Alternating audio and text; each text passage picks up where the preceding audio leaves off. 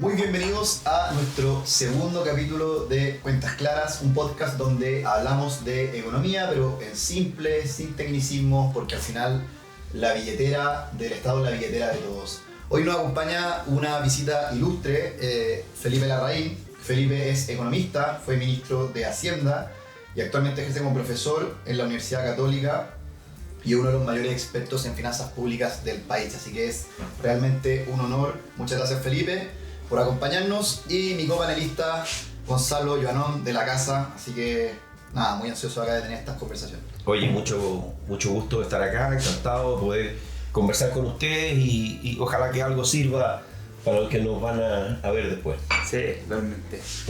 Dale, Payo, dispara con la primera pregunta. Mira, quizás como para agarrarnos de tu experiencia y como partir con una pregunta que sea un poco más distendida.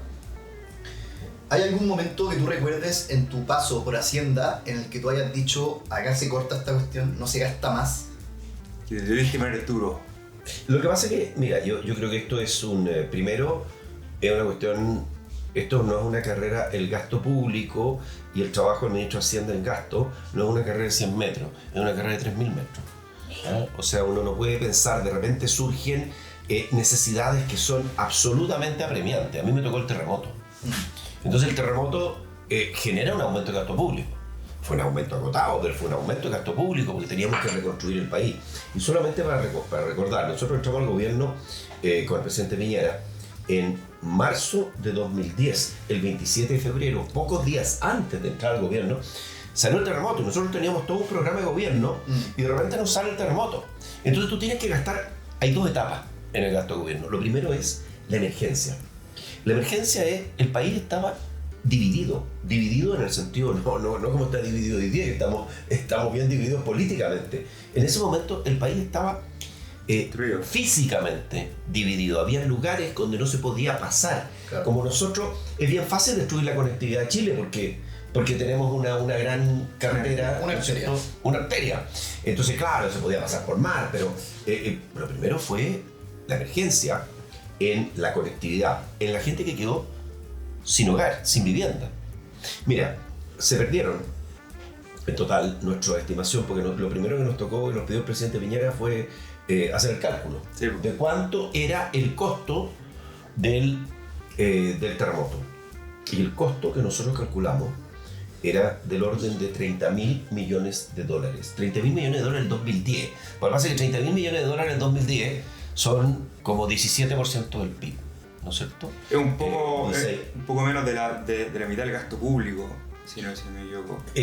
A ver, $30.000 millones, claro, hoy día el gasto público son 85.000, depende de qué punto tomamos, porque si tomamos el año de la pandemia, cuando el gasto público aumentó muy fuerte, es distinto, pero hoy día el gasto público ha vuelto a nivel de $85.000 millones, más o menos. Entonces, pero en ese momento, voy a distinguir, aquí hay una parte que fue nuestra estimación del producto perdido, pero el gasto, o sea, el costo directo sin producto perdido fueron $23.000 millones. De ello, alrededor de $8.400 millones eran infraestructura pública que tenía que reconstruir el Estado. El resto era infraestructura privada. Entonces, pero era una tremenda cuenta, y además era una cosa, yo diría, fue una cosa épica también. Porque me acuerdo de haber hablado de este punto con el presidente cuando nosotros teníamos un programa de gobierno. El programa de gobierno era generar 1 millón de empleos, crecer al 6%. Claro. Además teníamos un desafío fiscal mayor porque habíamos recibido un déficit estructural de 3 puntos del PIB, que fue motivado en buena parte por la crisis del 2008, lo que se llamó la gran recesión de 2008-2009. Entonces el punto es cómo financiamos, porque esa es la segunda pata. Sí. O tienes que gastar $8.400 millones, primero lo tienes que hacer. Y yo creo que gran orgullo para mí bajo el liderazgo del presidente, haber reconstruido el país. Sí. Haber financiado la reconstrucción del país, que fue lo que nos cayó a nosotros, financiado la emergencia, que fue un periodo de varios meses. De hecho, al comienzo, nosotros tenemos un par de meses de crecimiento negativo. Sí. Porque se destruye, o sea, la producción cae, ¿no? Pero rápidamente la economía empezó a crecer y al final, en el total del periodo de los 4 años del presidente Piñera crecimos, 2010-2013, crecimos al 5,4% promedio anual. Y creamos el 1.000.000 de empleos. O sea, el punto es que, y después de eso se nos derrumbó el crecimiento económico, dicho sea de paso. En Chile se derrumbó de 5,4%, crecimos 2010-2013, había crecido alrededor de 3% el gobierno de la presidenta Bachelet 1, y luego el país se fue a crecer, el gobierno Bachelet 2, al 1,8%. Y hoy día estamos en los últimos 11 años, desde 2014. 2014 es un quiebre muy importante en la economía del país. Muchas cosas, reforma tributaria, reforma laboral, un clima antiempresarial, reforma tributaria, no solamente reforma tributaria, reformas políticas, reforma electoral. Esa reforma electoral que nos convirtió en un sistema virtualmente proporcional, en el cual hoy ya tenemos una proliferación de partidos políticos, 25 partidos políticos más o menos con representación en el Congreso, que hace muy difícil para un ministro, para un gobierno, negociar y llegar a acuerdos. Porque te encuentras con 25 partidos políticos. A veces hay un partido que tiene 2 miembros, y uno es díscolo. Entonces, imagino que la presión al gasto para el Ejecutivo aumenta también. Obvio que aumenta la presión. Los 25 actores distintos, los 25 actores quieren de alguna manera atraer votantes, lo que hacen es... Claro, pero bueno, ahí tiene que estar la fuerza, el liderazgo y también, oye, en un momento, lo que tiene que hacer mucho el ministro de Hacienda, decir que no. Tiene que decir que no, porque si no las finanzas públicas se destruyen. El malo de la película. Y claro, y una vez uno tiene que ser pesado, pero yo me acuerdo cuando iban, mire, una anécdota a propósito de gasto público. Periodo post-terremoto, comienzo del periodo. El gabinete de la parte de fuera de la oficina del ministro de Hacienda estaba entera agrietada, se había agrietado con el terremoto. Entonces me dijeron, oiga ministro, lo arreglamos. Yo le dije, por ningún motivo. Entonces me llegaba la gente y me pedía plata. Y le decía, oiga, venga a ver si ni siquiera he podido arreglar el ejemplo parte por casa. Claro, y uno tiene que partir, y la austeridad parte por casa. Y nosotros, tema que hoy día es muy recurrente, el tema del ajuste del gasto. Claro. ¿Cuánto ajuste se puede hacer y qué sé yo? Mire, nosotros hicimos, a mí me tocó hacer, siendo ministro, 3 ajustes de gasto. Los 3 fueron alrededor de 0,4 puntos del PIB cada uno. 0,4 da 1,2, ¿no es cierto? 1,2 puntos del PIB hoy día son del orden de 4.000 millones de dólares. Claro. 4 millones. No lo hicimos en un año. Claro. Pero ese fue el monto del ajuste de gasto. Ese es un tema interesante que vamos a tocar eventualmente, así que... Sí, ahí, antes de lanzarnos con el ajuste fiscal, un poco te quería preguntar, Felipe, si nos podías explicar fácilmente cómo se estructuran los gastos en el Estado y aquí haciendo hincapié en que cuando leemos los programas y linkeado también a esto del ajuste fiscal, se habla mucho de tocar o no el gasto social, que quizás muchas personas no conocen ese tema. Entonces, si desde esa perspectiva nos puede explicar cómo se categoriza el gasto fiscal, claro. y qué tan rígido es o no ese gasto, o sea, cuánto podemos ajustar, cuánto no. Mira, hay una serie de gastos que se llaman gastos comprometidos y están comprometidos en leyes permanentes. No son gastos transitorios, son gastos que tú tienes que financiar de todas maneras. Y por ahí está entonces lo que se llaman las holguras, ¿ya? Las famosas holguras, que es lo que te deja, porque dije, mire, uno hace una suerte de análisis, cosa que hace siempre la Dirección de Presupuesto, el Ministerio de Hacienda, de cuáles son los ingresos proyectados, y uno dice, bueno, ¿y cuáles son mis gastos comprometidos? Y de acuerdo a cuál sea la meta fiscal, porque hay una meta fiscal, tú determinas cuánto te queda para hacer otras cosas, y eso se ha reducido al mínimo en Chile. O sea, la capacidad de un nuevo gobierno, y lo estamos diciendo no de cualquier gobierno en algún punto en el tiempo, sino que estamos hablando de ahora. Claro. Ahora tenemos elecciones en noviembre, tenemos una segunda vuelta en diciembre. El nuevo gobierno que entre el 11 de marzo del 2026 va a tener una capacidad escasa para poder llevar a cabo su programa por ingreso, y por eso es que es importante hacer un ajuste de gasto. Ahora, En las categorías de gasto hay un tema que es el gasto social, que es una parte muy importante del gasto, porque ahí está salud, educación, ¿Es la mitad, o no? vivienda, No, es más de 70. claro. Entonces, hay una parte del gasto que es difícil de tocar. Pero en esto yo creo que uno tiene que partir con una mente abierta. Primero con la mente abierta en el sentido de que hay que juzgar los programas económicos, los programas y proyectos que existen en el Estado y juzgar en su mérito. Hay evaluaciones externas. Nosotros hemos trabajado con tengo el honor de dirigir CLAPE-UC, el Centro Latinoamericano de Políticas Económicas y Sociales de la Pontificia Universidad Católica de Chile, y ahí nosotros hemos trabajado mucho en este tema de ajuste de gasto y logramos identificar en base a algunos estudios que hay alrededor de 0,8 puntos del PIB de proyectos y programas que están mal evaluados. Mira, Eso es del orden de 3.000 millones de dólares. Ahora, de esos 3.000 millones de dólares, uno dice, entonces llegaría... No, porque aquí viene la economía política del tema. Y la economía política es que hay ciertos gastos, por ejemplo, les voy a contar así anecdóticamente, ¿qué gastos uno puede reducir?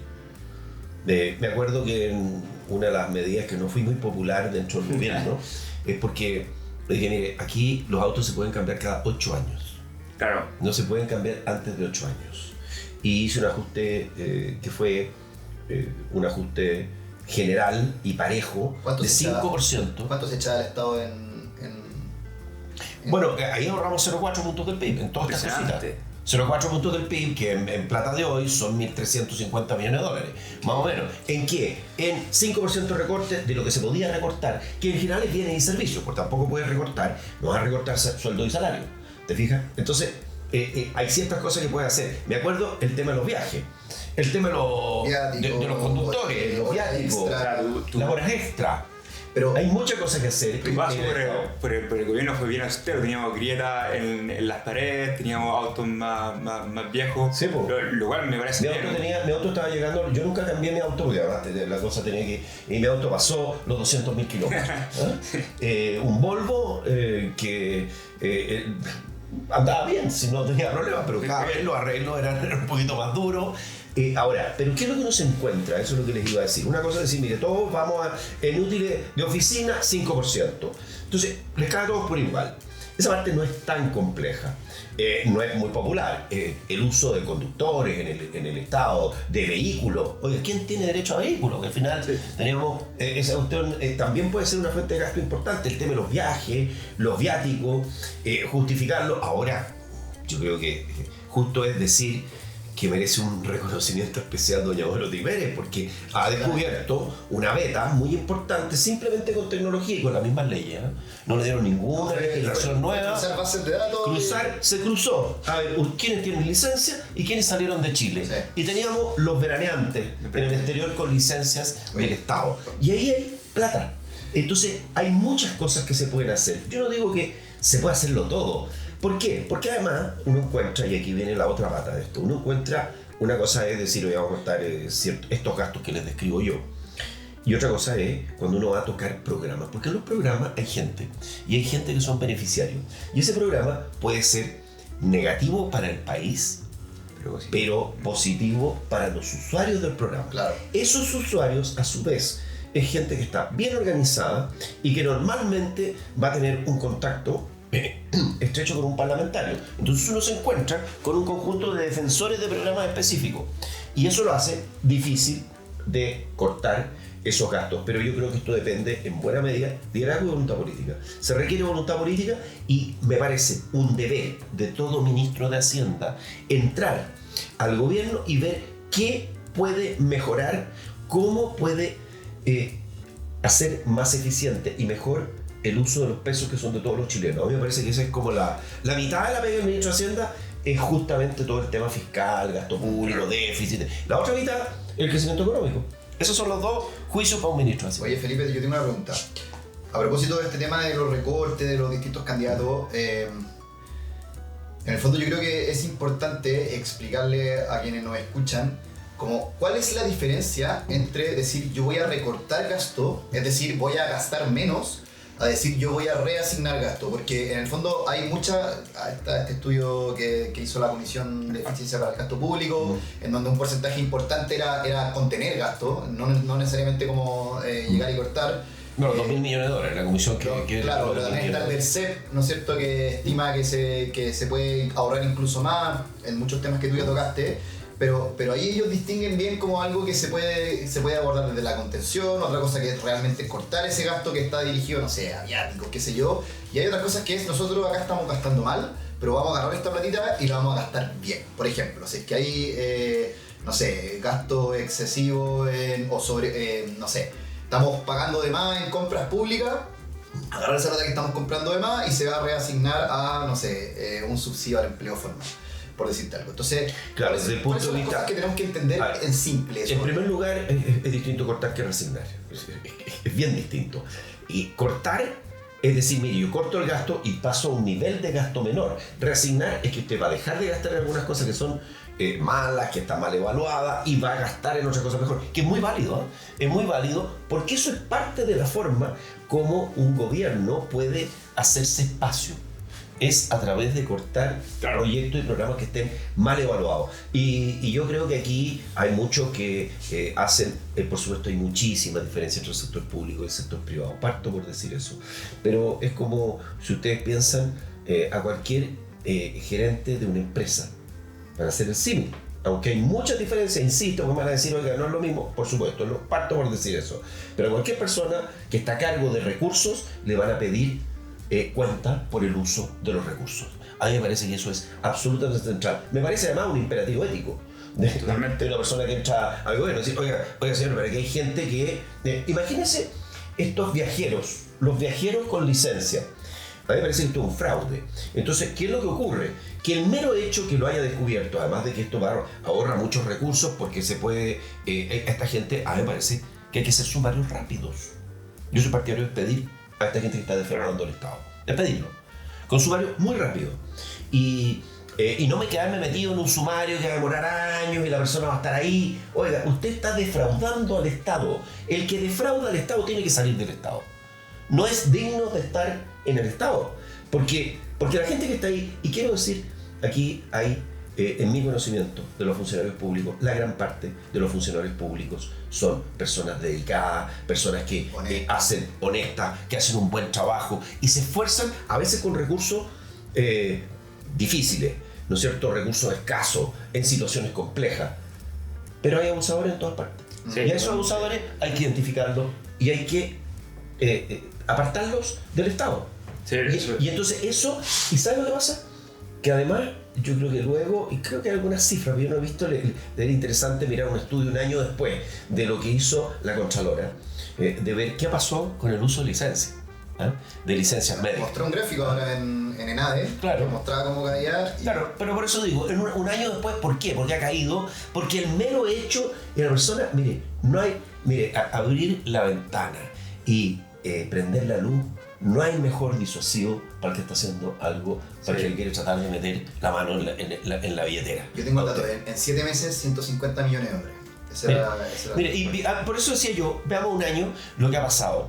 Y también hay una cosa, uno dice, bueno, los funcionarios, pero aquí hay un conjunto de personas que entregan licencias, hay una industria que entrega licencias que son lo que podríamos decir ideológicamente falsa, porque se dice que esta persona no puede, que están buenos y sanos y les dan una licencia médica. Entonces también aquí necesitamos un trabajo conjunto, por ejemplo con el Colegio de Profesores, sanciones importantes a los miembros que están haciendo mal uso de las licencias médicas con un perjuicio para el país y además una deshonestidad impresionante. Yo creo que eso es, y eso es el conjunto de... No hay una bala de plata, pero esta es una vía muy provisoria. Y eso que descubrimos los enfermos que estaban viajando en el exterior. Pero hay enfermos que estoy seguro que estaban en el sur de Chile pasando la red. En el casino, ahora están haciendo cruces con la gente que ya va al casino. Pero bueno, aquí algo que me gustaría recurrir a tu voz de la experiencia, dado que tú fuiste ministro en Piñera 1 y Piñera 200, y ahí estaba en Claro Dulce siempre siguiendo toda la contingencia fiscal. ¿Me puedes explicar si es que se produjo un cambio en la mentalidad chilena en cuanto a gastar y a dejar de ser responsable desde el punto de vista del Estado? Porque tú bien dijiste que en 2014 hay un punto de quiebre con la reforma tributaria y ciertas políticas. Y si uno observa cómo el gasto crecía, uno puede ver claramente una diferencia entre lo que es la época de los 2000 hasta el 2013 y luego lo que viene hacia adelante. Entonces, ¿qué pasó ahí? Y para complementar quizás, o sea que encuentro muy interesante la pregunta, pero claro, uno piensa como, a mí lo primero que se me viene a la cabeza es la gratuidad en educación superior, como una política de ese calibre que nos está costando una millonada y que en el fondo hoy día tenemos esa mentalidad de que el Estado nos tiene que asegurar el estudio en la educación superior y por lo tanto se considera como un derecho adquirido cuando en realidad antes era distinto. Entonces, yo les voy a recordar una cosa que creo que es muy interesante traer la colación. Cuando en el primer gobierno del presidente Piñera, la presidenta Bachelet, candidata extraordinaria, porque uno podrá tener desacuerdos, pero una candidata extraordinaria. Totalmente. Y candidata de nuevo ahora a la ONU. A la ONU. Bueno, cuando ella le plantean esto, porque nosotros habíamos tenido a los estudiantes, ¿no es cierto? En este caso, a ella le tocaron los pingüinos, la revolución de los pingüinos. A nosotros nos tocó el movimiento estudiantil universitario en la calle, pidiendo gratuidad. Y ella primero dice, recuerden ustedes, que ella no está de acuerdo con la gratuidad. ¿Ah, sí? Porque a ella no le parece, y porque ella no, que puede, no debe pagar la educación de su hija. Me acuerdo esa frase. Y resulta que al poco tiempo se dio completamente a la agenda que tenían estos jóvenes idealistas. Yo no dudo de sus intenciones, lo que sí tengo muchas dudas de los resultados de su política. Y efectivamente se compró la agenda de gratuidad. Se compró la agenda de gratuidad y es una agenda que, a ver, miren qué ha pasado en este gobierno con la educación primaria, donde se producen los mayores retornos por peso gastado, están en educación primaria. Yo creo que en el tema de la educación, de la gratuidad de educación, hay algún grupo de personas que podrían pagar, ¿no es cierto? Entonces, ¿por qué tiene que ser esta gratuidad universal? Yo siempre pienso que los recursos deben estar focalizados en los que menos tienen y en los niños. Y claro, que los niños no salen a marchar. ¿Sabes? Ahí hay un tema. Era Heckman el que mostraba, premio Nobel de Economía, que mostraba cómo el retorno de invertir en la primera infancia era exponencialmente mayor que... Pero mucho mayor, pero sin duda. Y eso se lo saltaron completo, sí. Porque era más importante la ideología y el eslogan. Y aquí importante hacer el punto que esta generación que peleó por la gratuidad universitaria es la misma generación que hoy en día está en el gobierno. Entonces, así. Sí, es bastante irónico en ese sentido. Yo al respecto, yo quiero hacer una recomendación aquí, porque creo que para los que quieren entender el fenómeno del Frente Amplio y la llegada al poder del actual gobierno, yo recomiendo Los Inocentes al Poder de Daniel Mansubi. Creo que es un extraordinario libro que deberían leer todos los que quieran entender lo que pasó. Sí, realmente. Me sumo. Oye, y ya, así me voy a lanzar. Republicanos ha propuesto recortar 8.000 millones en 18 meses. Por otro lado, la candidata de Evelyn Matei dice que va a recortar 8.000 millones en 4 años. Y así una serie de... Porque en el fondo hoy día este tema de recortar el gasto parece que es consenso. Incluso hasta la misma candidata del Partido Comunista dice que de alguna manera hay que contener el exceso de gasto. Ella no dice explícitamente que va a recortar, pero sí que se va a preocupar mucho de las finanzas públicas. ¿Cuánto, en el fondo, aquí tenemos que estar atentos para que no nos vendan gato por liebre? Como para decir, como, acá nos están prometiendo que van a recortar, no sé, el X% del gasto que estamos emitiendo hoy día y que esa cuestión va a solucionar todos los problemas del país. Eso, claro. ¿Cómo se baja en la práctica para la persona que nos escucha que realmente... y que a mí me pasa, por ejemplo, cuando me hablan de miles de millones de dólares, uno no tiene noción de qué significa eso. Entonces... ¿Cuáles son las prevenciones que uno tiene que tener cuando escucha a republicanos decir vamos a recortar 8.000 millones a republicanos y a cualquier otro programa? O a Chile Vamos diciendo que vamos a recortar 8.000 en 4 años. ¿Qué hay que tener ahí? A mí me tocó estar, porque nosotros hemos tenido en Clape UC, en el Salón de Honor de la Universidad Católica, hemos tenido ya 4 candidatos presidenciales. Sí, todos. Hemos tenido, no, me falta uno de los 5 que están con más de 10 puntos, que falta Kaiser. Estuvo Parisi el día martes de esta semana, Franco Parisi, y todos hablan de que aquí hay abuso en el gasto y que hay que recortarlo. Yo no me voy a meter en la pelea si se pueden recortar 6.000, 4.000. Yo creo que lo que hay que hacer es entrar con la mente abierta, con voluntad política y hacer el recorte de gastos, el ajuste de gastos que sea posible y necesario de hacer. Más que meternos si son 6.000. Yo puedo contar mi experiencia que yo recorté en 3 ocasiones 4.000 millones de dólares en plata de hoy, en porcentaje del PIB aplicado al PIB de 330.000 millones de dólares que tenemos hoy. Ahora, a mí me parece, insisto, ¿sabes lo que pasa? ¿Por qué llegamos a esto? Primero, porque yo creo que si esta cuestión de lo que se toca en términos políticos y de lo que hoy día resuena con la gente, con la ciudadanía, tiene que ver también con los abusos. Yo creo que la gente se dio cuenta que aquí tenemos abuso en el uso de los recursos públicos. Entonces eso da una muy buena razón para cortar gastos, que son superfluos, que a veces son superfluos y a veces son gastos que son directamente un delito, ¿no es cierto? Entonces me parece que en primer lugar este consenso a mí me parece positivo. La segunda razón es que aquí la posibilidad, como intentó hacer este gobierno, de seguirle metiendo la mano al bolsillo a los chilenos, me parece que está limitada. ¿Cuánto más le podemos seguir sacando a los que pagan? Porque los que no pagan siguen sin pagar, porque hay una informalidad del orden de poco menos del 30% de la fuerza laboral de este país que anda por la libre, que no pagan, porque tampoco tienen seguridad social, no tienen seguro de desempleo, y eso, a mí me parece que ese es un muy lindo proyecto, que es reducir la informalidad. Primero porque los informales que pasan a ser formales, pasan a ser sujetos de crédito, pasan también, tienen seguridad social, pasan a contribuir a una cuenta de ahorro de pensiones y pasan también a pagar impuestos. Realmente. Y eso es una fuente de recursos que pocos quieren tocar. Porque es mucho más fácil cobrarle a la gran empresa, ¿no es cierto? Sí. Y me parece que eso es un mecanismo que hoy día está limitado. Entonces, ¿por qué estamos hablando de recorte de gastos? Primero, porque la posibilidad de seguir aumentando impuestos está completamente topada, a mi juicio.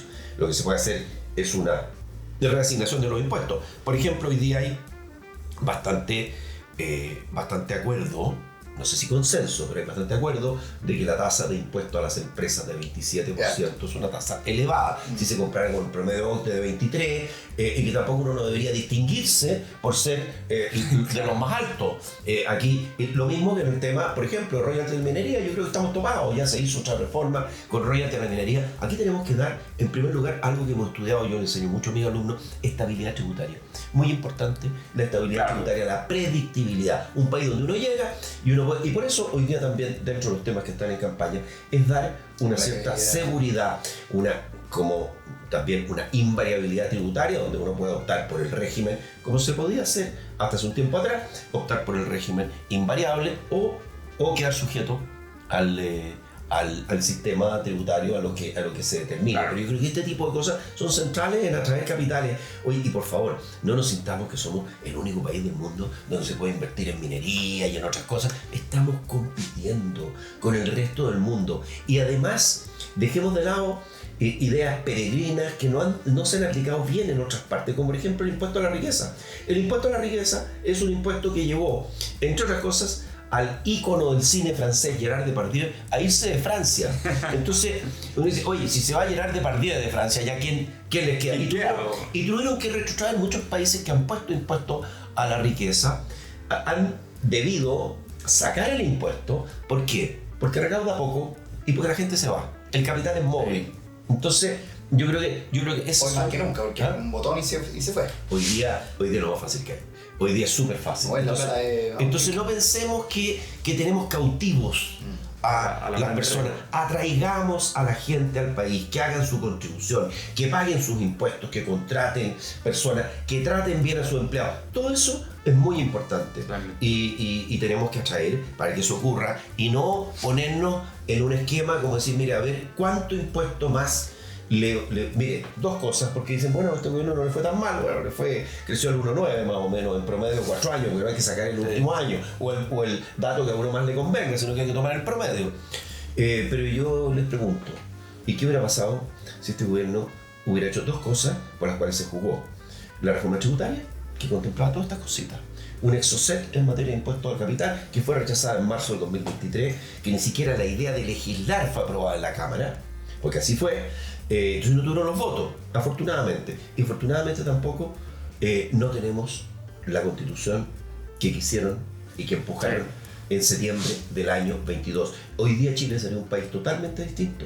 Estaríamos en una circunstancia muy lamentable si se hubiera aprobado ese intento que este gobierno se jugó partiendo por el presidente y que bueno, muchos luchamos en contra y afortunadamente al final del día, más allá de lo que pueden decir los intelectuales, el pueblo chileno en su sabiduría, con voto obligatorio, 62% de rechazo a una constitución que habría descarrilado a Chile. Con Felipe Larraín conversamos en este segundo capítulo. Gracias, Felipe, se nos fue volando el tiempo. Sí, voló. impresionante. Ojalá podamos tenerte de nuevo acá para seguir con esta discusión tan apasionante. Encantado, con mucho gusto de estar acá con ustedes. Ojalá que a los que nos ven en algún momento, porque la ventaja de estos podcasts, ¿no? Sí. Es que usted lo prende cuando quiere. Usted le llegó a la hora del programa, usted lo toma cuando Yo quiere. cuando lavo los platos, siempre. O un viajecito, un auto. Oiga, o cuando se está duchando, puede escuchar el podcast. O sea, hay distintos momentos. Sí, también. La ducha larga. Ya. Gracias. Gracias, Felipe. Bueno, Estamos bien.